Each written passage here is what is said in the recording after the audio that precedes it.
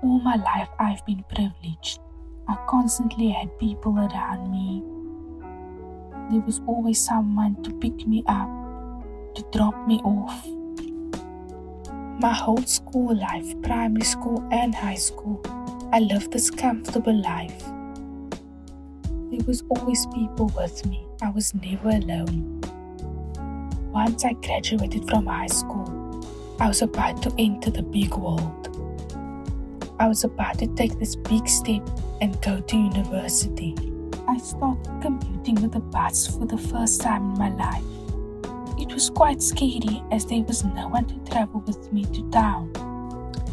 Although my mother traveled with me the week before that, so that I can familiarize myself with the bus route, I was still very scared to do it on my own. I had to wake up 5 a.m. every morning so that I could have an hour to get done before the bus arrives at 6:10. I always felt anxiety every single morning whether or not I'll catch my bus on time. It was the only bus that traveled to Cape Town in my area. My mother was the reason why I was always on time to catch my bus. She always packed my lunch for me, giving me extra time to get my things together.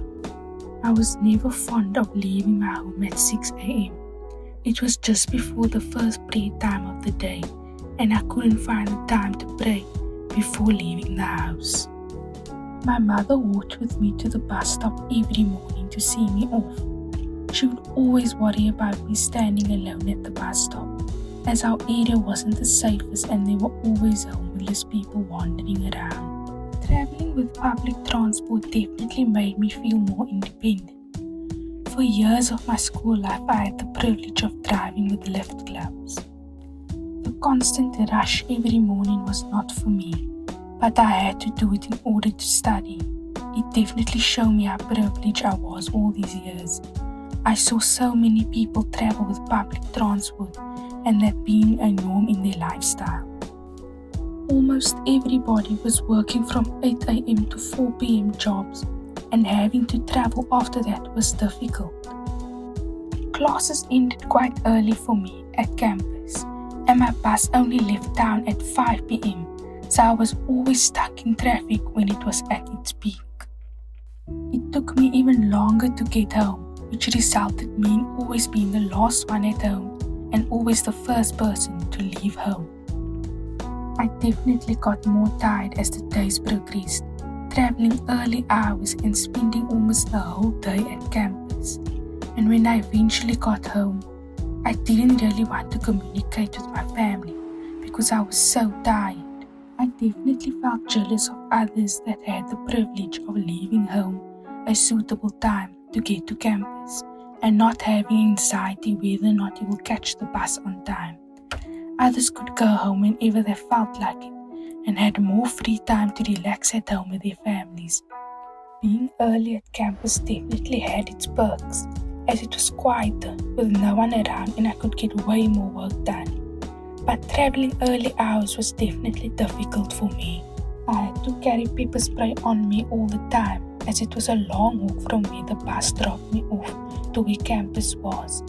It was dark during winter, as the sun wasn't fully up yet. I had this fear every day that something bad would happen to me. As a woman in this country, it's definitely difficult to travel via public transport.